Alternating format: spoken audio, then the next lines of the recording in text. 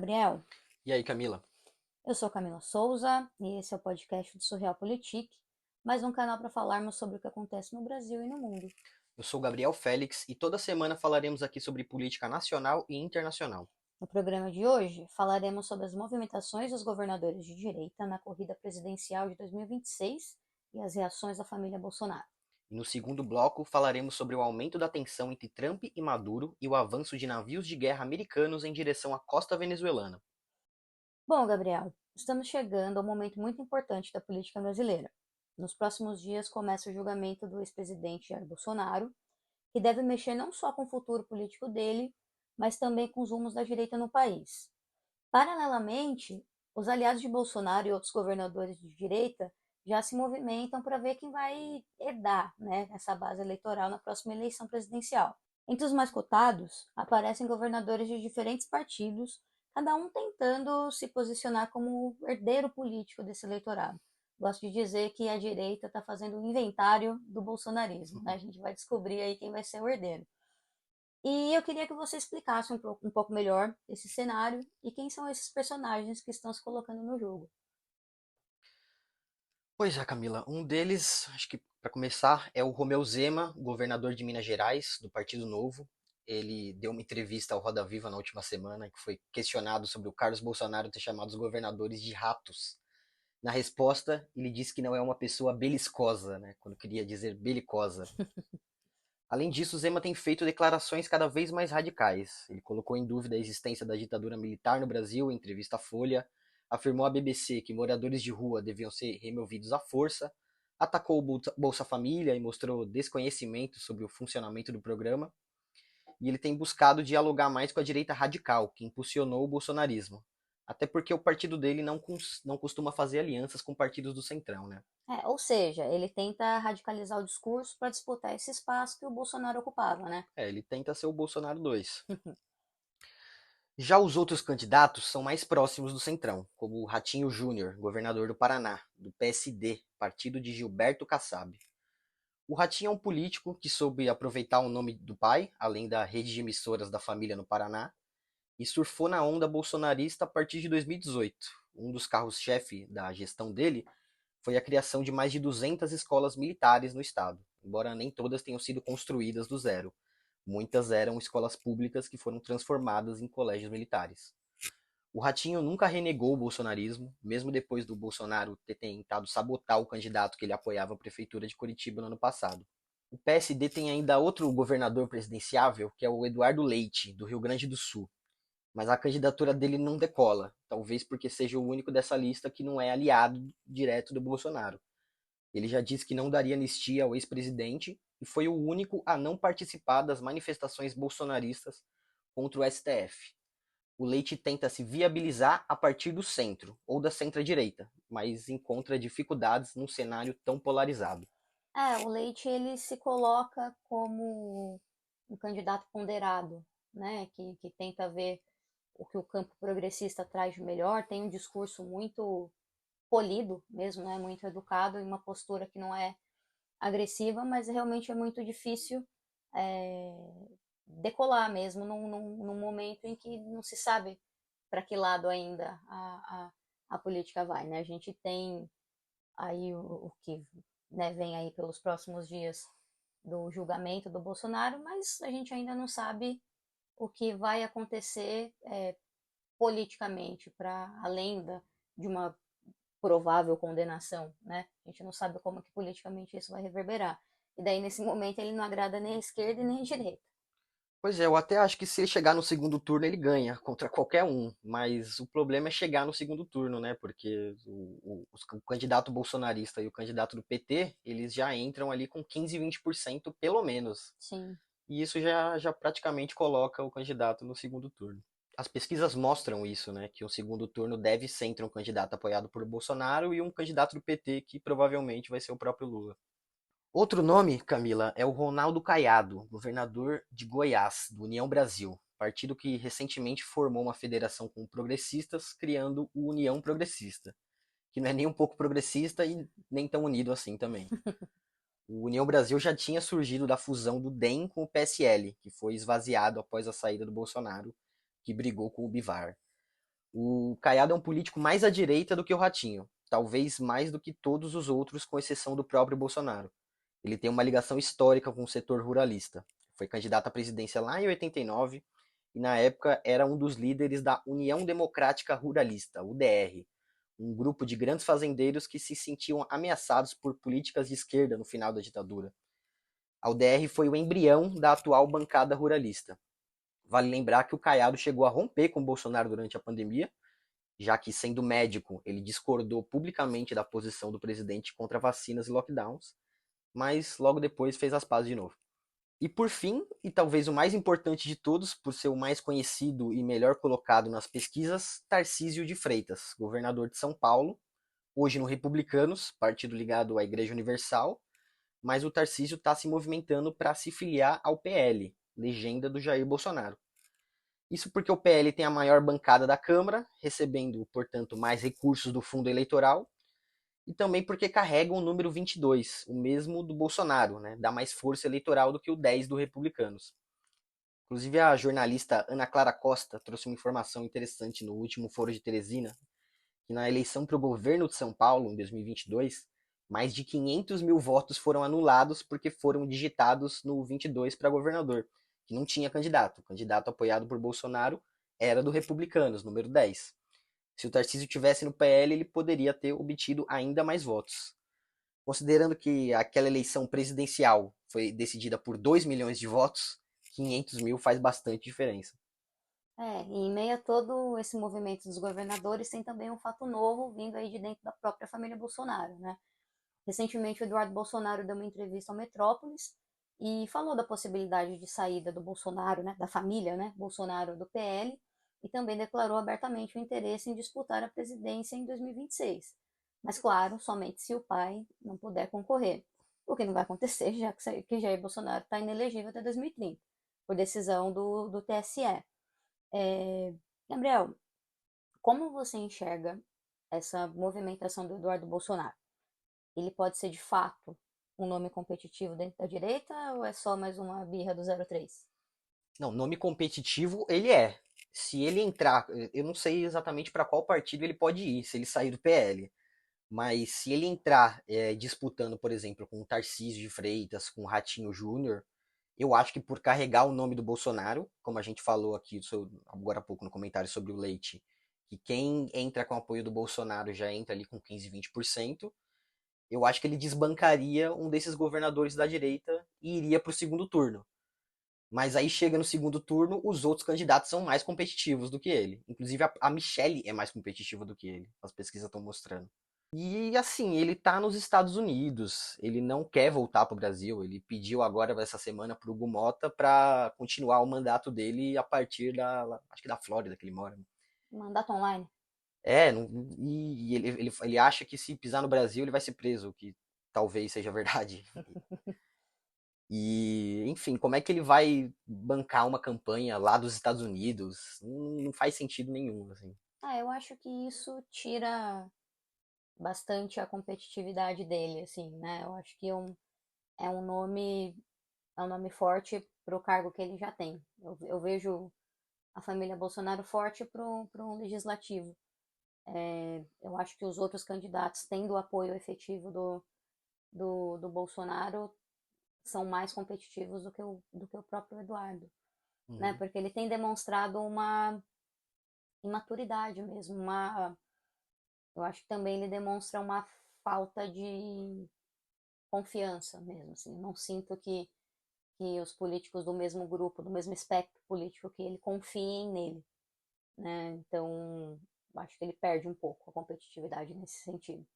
O Bolsonaro já é um pouco paranoico, né? Já sempre foi muito paranoico e tal, exige lealdade ao máximo. E aí, Exige uma idolatria, né? sim.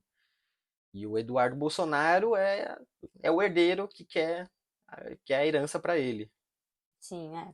Tá todo mundo disputando isso agora. Ele não confia no Tarcísio, por exemplo, que o Tarcísio vai deixar ele ter ali um espaço de poder, caso o Tarcísio venha a ser o presidente, E entendeu? provavelmente não vai, né? Eu acho que de todos esses políticos que a gente citou aqui, esses governadores, o Tarcísio é quem mais faz o bolsonarismo de escada de um jeito profissional, Uhum. né? Ele realmente consegue pegar para ele a parte boa e se livrar da parte ruim, né? Os outros candidatos eu sinto que eles ainda estão tentando entender melhor o cenário. A associação não é tão simples assim. E essa semana saiu também uma pesquisa da Atlas Intel que coloca o Jair Bolsonaro e o Tarcísio de Freitas à frente do Lula em um eventual segundo turno, né? Isso para as eleições do ano que vem. Algo que destoa da maioria das pesquisas que a gente tem visto. O que você acha disso? Como a gente falou no nosso primeiro vídeo do canal sobre a eleição do Trump no final do ano passado, a Atlas Intel ela tem uma metodologia que capta melhor o eleitor de extrema direita, que acaba se recusando a conversar com entrevistadores dos institutos tradicionais e acaba não aparecendo nas estatísticas, ele some das estatísticas. Então a Atlas Intel faz a entrevista online e sem participação dos entrevistadores, é a pessoa que tem que se dispor a ir lá a fazer entrevista.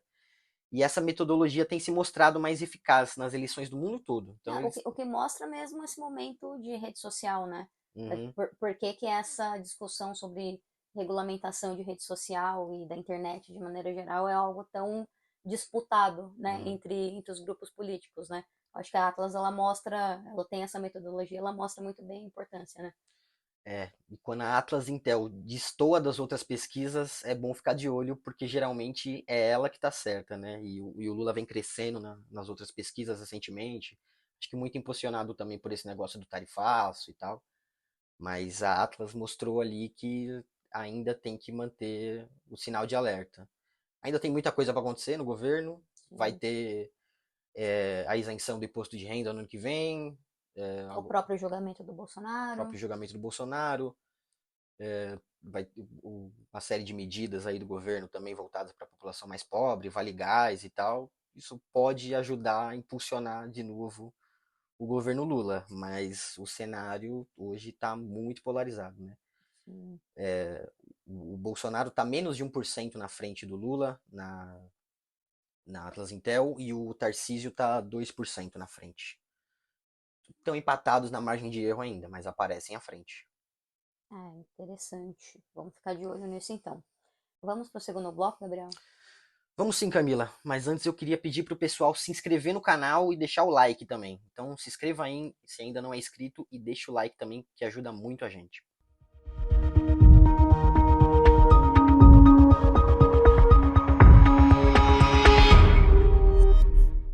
Bom, Camila, começando o segundo bloco, tá tendo uma tensão aí entre Venezuela e Estados Unidos e o Trump mandou navios de guerra se aproximarem da costa da Venezuela.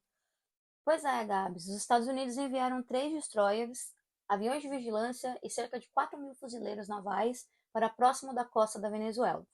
O governo Trump afirma que a ação faz parte de um esforço para combater cartéis de drogas na América Latina, mas as tensões com o regime de Nicolás Maduro estão em alta.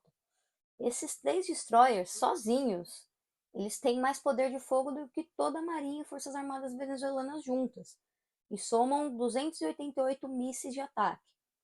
Já a Venezuela, apesar de contar com arsenal de origem russa e chinesa, tem equipamentos de manutenção incerta.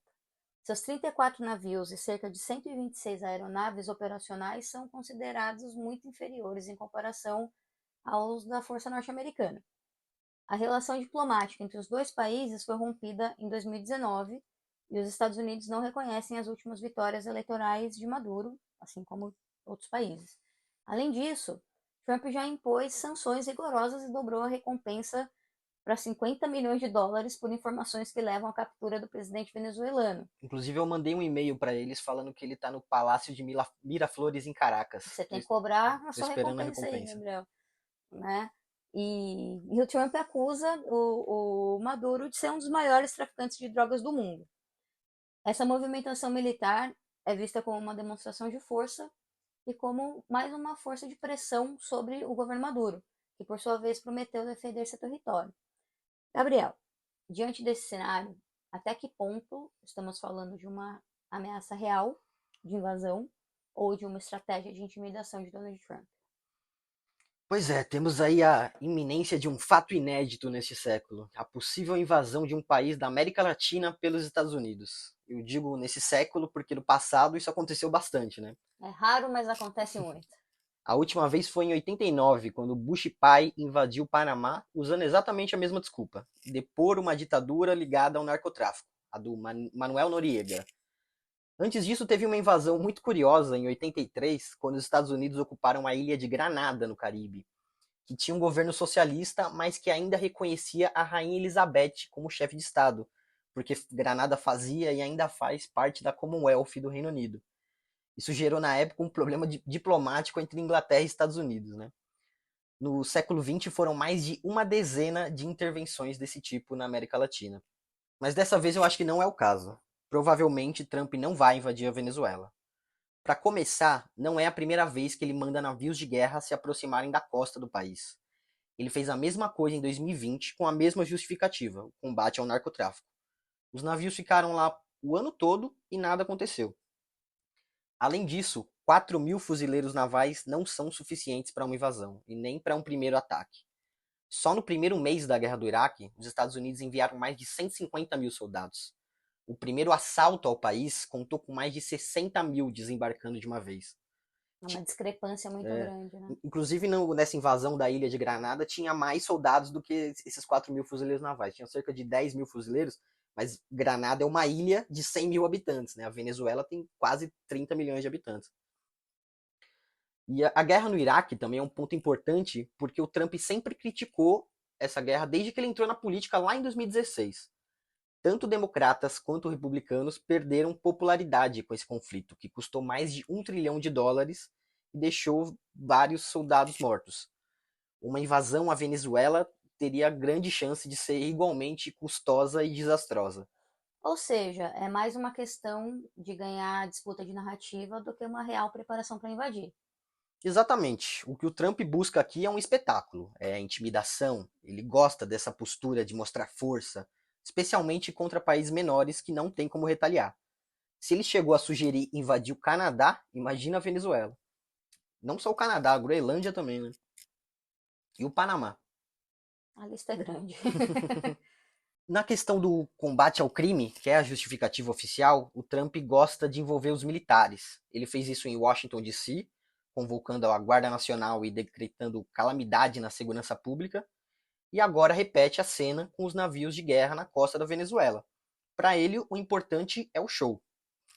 Além disso, tem a questão da política internacional. O Trump acredita naquela tese realista de que as grandes potências têm áreas de influência.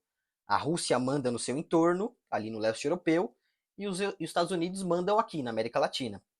E é por isso que ele pressiona a Ucrânia a ceder território à Rússia e, ao mesmo tempo, trata a América Latina como quintal dos Estados Unidos. Isso acaba impactando o Brasil também, né? Sem dúvida, o tarifaço contra o Brasil está dentro dessa lógica. Para o Trump, Bolsonaro não deveria ser condenado e nós temos que aceitar porque estamos na chamada esfera de influência norte-americana. E tem outro ponto: na era digital, o controle da narrativa é um capital ainda mais valioso. Então, mesmo sem invadir, o Trump já conquista o efeito que quer ao projetar força. Eu não descartaria uma escalada melhor, como interceptar navios venezuelanos, o que na prática seria uma declaração de guerra. O Trump é muito imprevisível e uma ação desse tipo renderia o espetáculo que ele procura. Eu não descartaria também a possibilidade de ele mandar um míssil na cabeça do Maduro. Mas para fazer isso, primeiro eles teriam que neutralizar os sistemas de defesa antiaérea da Venezuela, então teriam que bombardear vários pontos aí do país. Agora, uma invasão em grande escala eu acho bem difícil. Até porque tem empresas petrolíferas americanas, como a Chevron, que estão explorando petróleo na Venezuela nesse momento. Um conflito aberto poderia atrapalhar diretamente os negócios dessas empresas. Essa não seria a primeira vez que uma atitude autoritária do Trump traria resultados negativos para a empresa do próprio país, né? Todos esses anúncios que ele fez de tarifaço, né, e todas essas medidas trazem um prejuízo muito claro para a economia, né, do país. Então, isso torna realmente pouco provável que essa invasão aconteça. Mas, como você disse, o Trump é completamente imprevisível, não dá para saber de nada. E tem aquela coisa, né? Trump always chickens out, que é o famoso taco. Ele ameaça, ameaça, ameaça, mas chega na hora, no final, ele não dá sequência. É, bravata, né? Exatamente. Então é isso. Uma intervenção militar dos Estados Unidos na Venezuela provavelmente não vai acontecer, mas a situação é tensa e algum movimento mal calculado de um lado ou de outro pode escalar para algum tipo de conflito direto entre os dois países. E esse é o mundo que a gente vive hoje, né? Onde esses líderes autocratas querem demonstrar poder, mostrar que são homens fortes, se impor pela força. E o próprio Maduro se encaixa nessa definição também. Vale lembrar que o Maduro ameaçou invadir a Guiana no ano passado, né? Porque ele afirma que a região de Essequibo pertence à Venezuela e, inclusive, essa invasão teria que passar pelo Brasil, porque a fronteira da Venezuela com a Guiana não tem estradas e tal, então eles teriam que descer para Roraima e invadir a Guiana a partir do Brasil. Além disso, uma semana antes da posse do Trump, ele sugeriu que a Venezuela e o Brasil também, então botou o Brasil de novo, deviam invadir Porto Rico para libertar a ilha, né? Lembrando que Porto Rico é um território não incorporado que pertence aos Estados Unidos. Ou seja, né, são dois homens aí com delírio de grandeza e a gente tem que lidar com isso. São três também, porque também tem o Putin, como a gente falou, com a Ucrânia.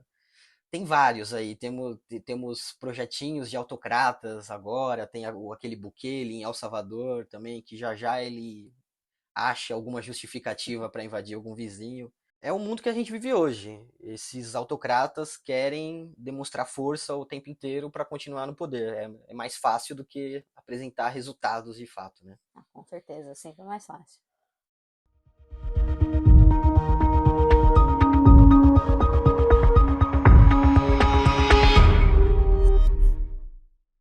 Bom, Gabriel, a gente recebeu algumas perguntas dos nossos ouvintes e eu queria que você respondesse aqui pra gente. Lembrando que você, ouvinte, pode deixar sua pergunta, dúvida ou sugestão nos comentários ou mandar pelas nossas redes sociais também. A primeira pergunta veio do Twitter, do perfil Picolé de Chuchu, que pergunta sobre a possibilidade de uma guerra civil nos Estados Unidos. Olha, eu acho que essa possibilidade já foi maior, principalmente naquele momento em 2020, onde o Trump contestou o resultado das eleições e os apoiadores dele invadiram o Capitólio. Ali só não teve um conflito maior ainda, uma guerra civil ou um golpe de Estado, de fato, porque o Trump não teve apoio nenhum dos militares, nem da polícia e nem do próprio Partido Republicano. Ele brigou com o vice dele na época, que era o Mike Pence, que é um cara extremamente radical que vem desses movimentos religiosos dos Estados Unidos e tal, ultra-fundamentalistas, mas que não quis apoiar aquela tentativa de golpe do Trump na época. E os militares americanos não gostam muito do Trump também.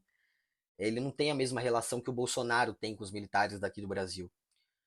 Os militares lá, eles não gostam dessa proximidade que o Trump tem com o Putin, por exemplo. É, porque destrói uma narrativa histórica dos Estados Unidos, né? Não tem muito como defender, né? Exato. Não Não... tem a vertente ideológica Uhum. autoritária ali para É. defender. E, enfim, ele já foi acusado pelo FBI também de ter conluio com a Rússia, então o pessoal do FBI não gosta muito dele. Nas polícias locais, talvez ele tenha mais apoio, assim, mas não tanto quanto o Bolsonaro, sabe? Tem muito essa questão étnica nos Estados Unidos também, então a polícia das grandes cidades tem mais diversidade étnica, tem mais negros, tem mais latinos, e os negros e os latinos geralmente não votam no Partido Republicano e não gostam do Trump, né? Mas tem uma coisa que o Trump está fazendo agora e que está preocupando muito a oposição democrata, que é a militarização e a expansão do ICE, que é aquele serviço de imigração dos Estados Unidos que está prendendo um monte de gente lá, né? Immigration and Customs Enforcement. E esses caras que estão entrando no ICE agora, que está com 10 vezes mais policiais do que tinha antes, eles são extremamente ideologizados e leais ao Trump. Então o Trump está praticamente criando a milícia dele, que responde somente a ele e que, como a gente está vendo, né, não tem nenhum respeito à lei. Né? Uhum. Essas prisões que eles estão fazendo são totalmente arbitrárias, eles estão mandando gente para El Salvador sem nenhum tipo de julgamento, assim, uma pessoa sem histórico criminal. E esse caso do ICE e também da militarização que o Trump quer impor nas grandes cidades, como ele fez em Washington DC, como a gente falou ali na parte da Venezuela, isso foi discutido no podcast do Ezra Klein, do New York Times, essa semana, e eu vi que foi compartilhado pelo Obama nas redes sociais também. Então é algo que está preocupando bastante os democratas lá. Eu acho que existe sim o risco dele querer usar essa milícia ideologizada e leal a ele, caso os republicanos percam a próxima eleição, lembrando que ele não pode se candidatar. Ele falou até que fez umas brincadeiras, que ele poderia se candidatar e tal. Não sabemos ainda o quão brincando ele tá nisso, mas enfim. Mas se os republicanos perderem a próxima eleição, eu acho que existe esse risco, mas não é um risco grande, na minha opinião. E para falar a verdade, eu acho que o risco no Brasil é e foi maior lá em 2022, porque o Bolsonaro sempre teve mais apoio nas Forças Armadas e nas polícias militares também.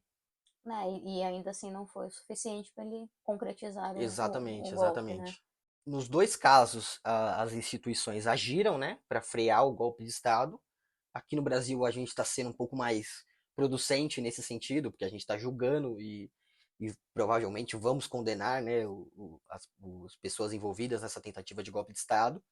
Mas, assim, as instituições reagiram e as americanas provavelmente reagiriam de novo e não deixariam ele tentar um golpe de Estado.